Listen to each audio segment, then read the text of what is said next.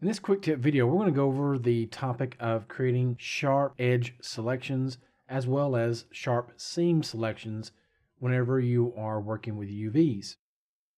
Let's say you are retopologizing a hard surface model, and obviously you would want to apply beveling to it at some point. To do that, we could hold down the Shift key to manually select edge loops wherever we have hard edges and then use the bevel tool. However, we can save a little bit of time by using a tool in select mode, edges, scrolling toward the bottom of the selected section and choosing select sharp. We don't see anything initially, but once we begin to scrub the slider here, we can see interactive adjustments being made. So let's go to 45. I'll hit OK. Now that that's done, we can choose something like the bevel tool. Here too, you can scrub your slider to see interactive adjustments made. And I'll hit OK.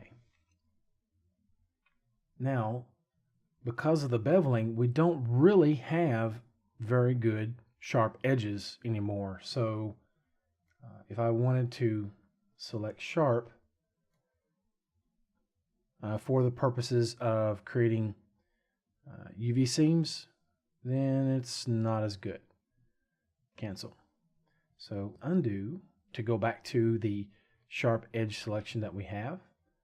And this time, if I wanted to use sharp edge selections in order to create UV seams, then in the same area, I would choose Set Seams. Now all we have to do to unwrap using this seam selection is choose any one of these tools here in the UV section, because it contextually opens all the UV tools to us. With that done, all we have to do is click Unwrap.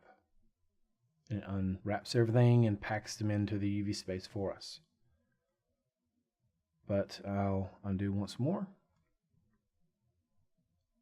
So this time I'm going to go back to beveling. 3D Coat remembers the last settings I had. I may reduce it a bit more and hit OK.